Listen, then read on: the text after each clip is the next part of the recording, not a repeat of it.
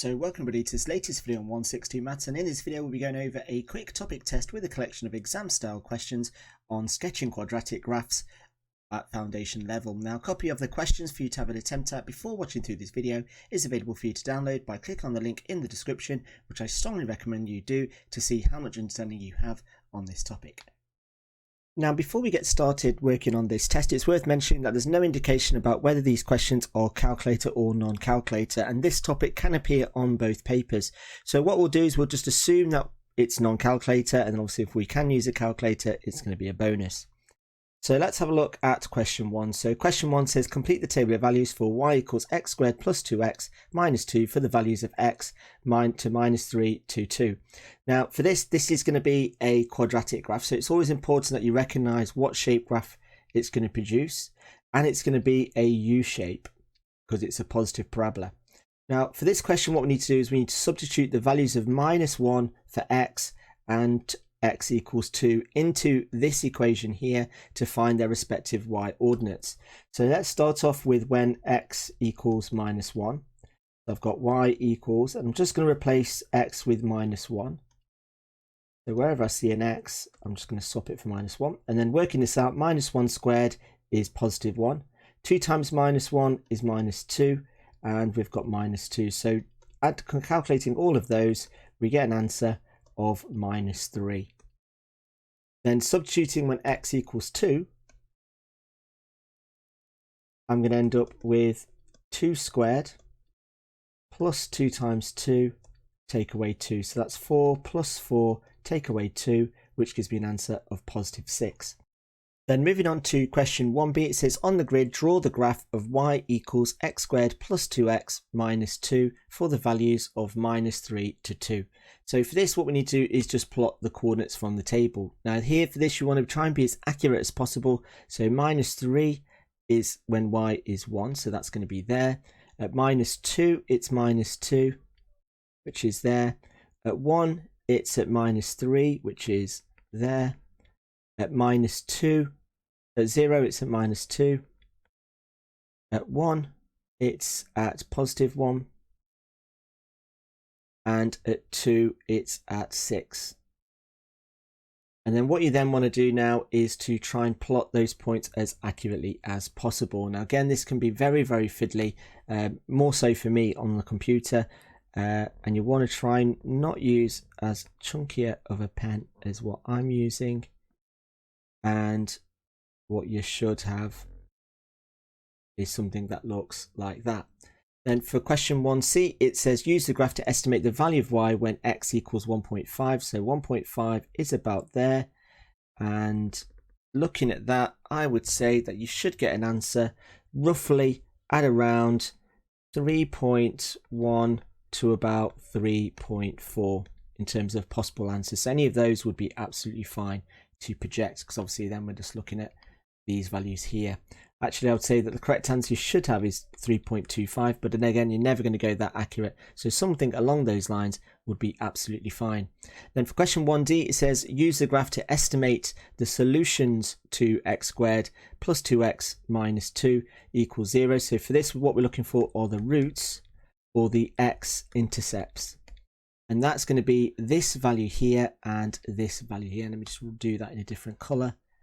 And the two possible answers you should have. So for this first one, you should have any answer that's roughly between minus 2.8 and minus 2.6 would be fine.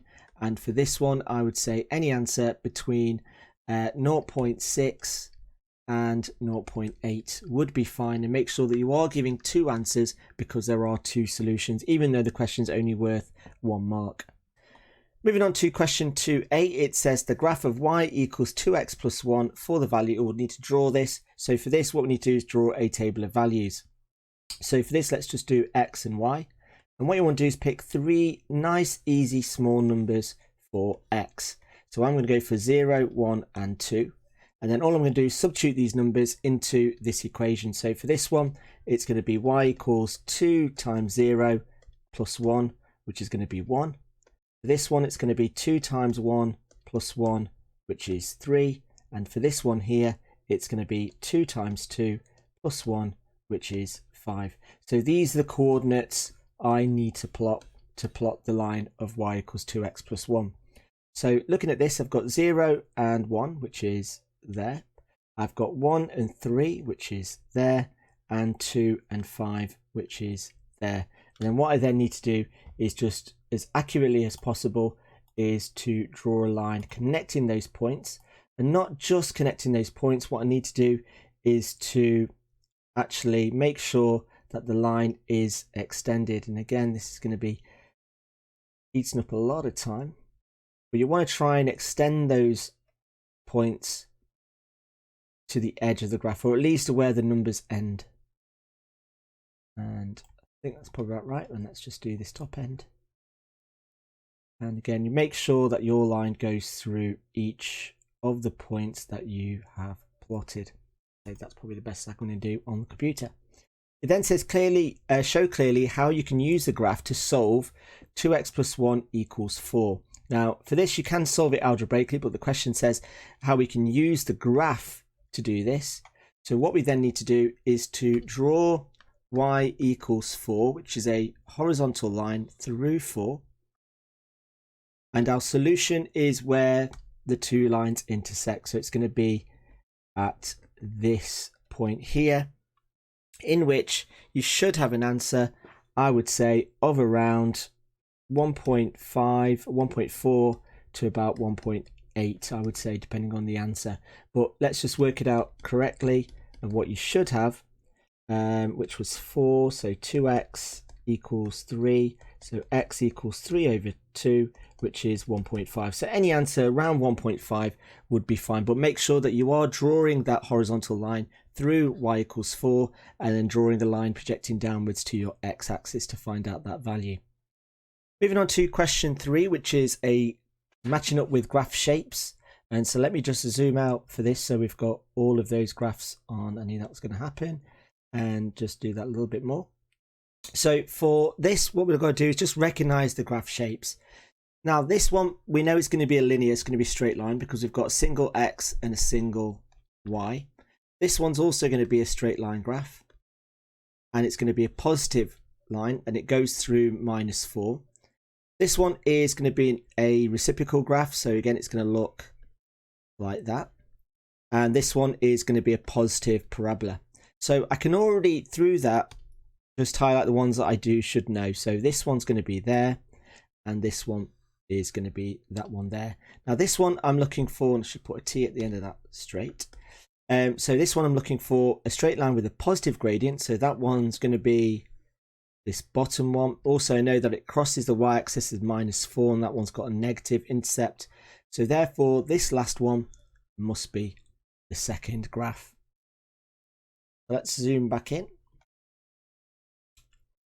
So then moving on to our next question, question 4, it says that a joiner uses a graph to work out how much to charge for jobs. Write down the fixed cost. So the fixed cost here is going to be where he's worked 0 hours, and that's going to be £20.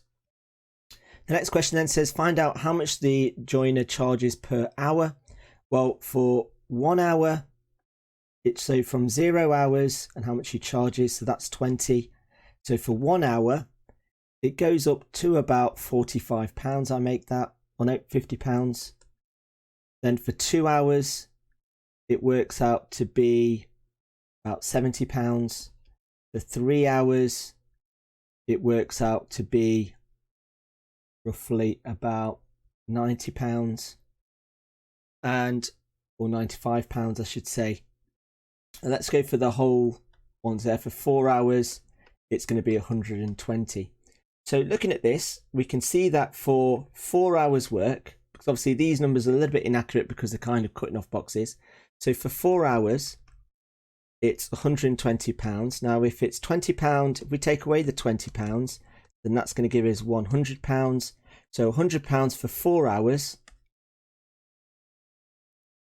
is therefore going to be £25 per hour. And that's probably the nicest way. Yes, we could have used the other lines, but it's therefore just not going to be as accurate. So try and go for coordinates that are perfect and a lot easier to read. Moving on to question 5, it says, here is a sketch of y equals x cubed plus k. The graph passes through to 11. Work out the y ordinate for point A. So what we're trying to do is work out this point here. Now that point there is the value of k. So here we've got the equation of y equals x cubed plus k. And we know that the coordinate that it passes through is 211. So this is an x value and this is a y value. So to find k, what I've got to do is substitute those two numbers in. So I've got 11 equals 2 cubed plus k.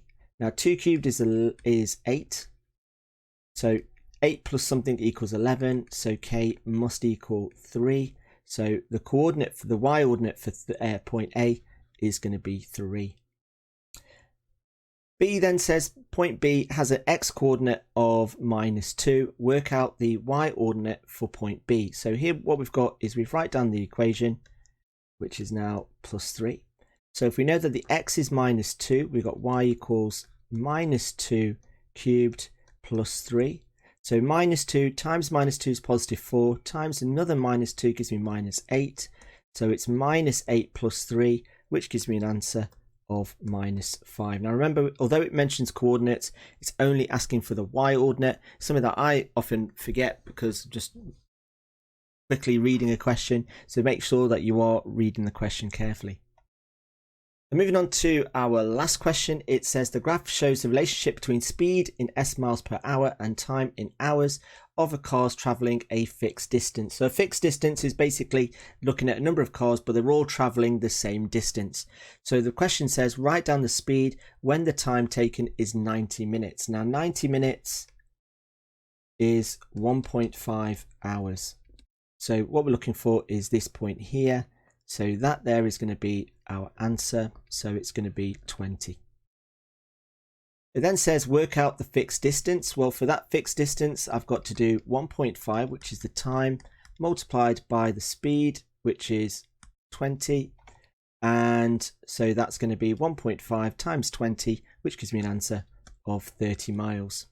The next question then says, or the final question says, work out the time taken when the speed is 90 miles per hour.